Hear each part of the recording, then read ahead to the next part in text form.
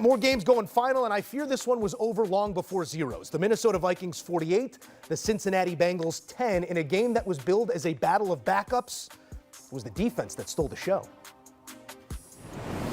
And from what we take you out to the site where Tony Romo joins us on the tail end of another lopsided one, Tony. That seems to be the way we meet each other this season, but long season to go here. When you look at these two backups, only so much can be made of the performance, I think, on both sides, but your biggest takeaway from this performance by the Vikings is what?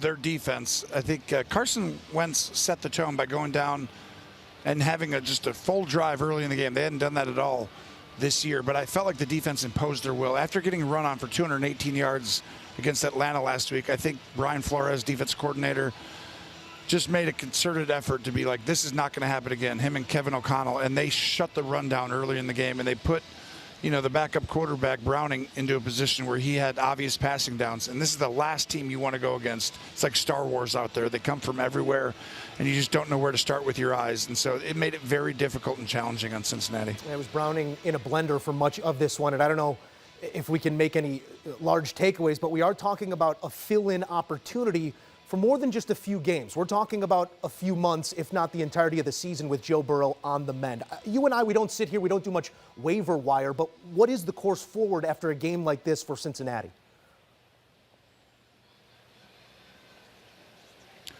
I think your job as a head coach is just to be like, it's one game. It was a bad matchup for Cincinnati going on the road against this pass unit. Cincinnati has not been able to run the ball at all in the first 2 weeks. I mean, historically low for a team who is 2-0. And now today was the same thing. So they're back at the drawing board. They have a really uphill climb. I think Al Golden coming in has helped. They've won some games on opportunistic defense, getting turnovers, certain things at the right time. But ultimately, you don't have Joe Burrow to come in and save the day. And this team is not as formidable, I feel like, on the offensive side up front. They just don't have the kind of time. They don't have the ability to move the defensive line. This is going to be a challenge for Cincinnati going forward. All right, broader, Tony, here, because it was a career launched by opportunity. In that backup role moving forward, we got 5 backups going today in the NFL. What is it to carry that opportunity in a week of preparation and not be thrust into your moment in game?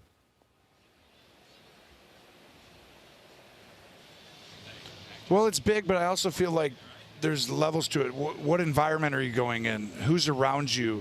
Your coaching staff, your scheme. There's so much to it. But I do think, like I said, the last place you want to go is into Minnesota. This defense is really, really good. We knew going into the game about the Packers, the Eagles defense. You could say the Browns now, who have had 3 straight weeks of outstanding defense.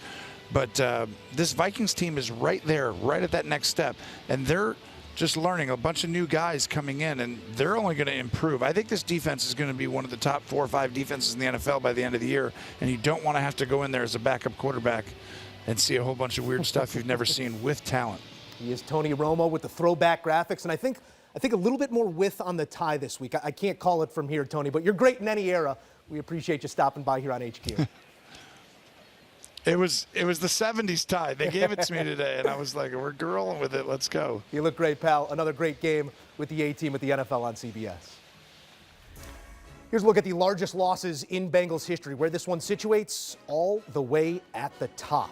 A 38-point loss as they roll their backup quarterback in replace of Joe Burrow. The drop-off there going to be obvious, but the want to and the will, the ability to figure out this defensive scheme from Brian Flores just absent throughout, and it leads to the largest loss in franchise history.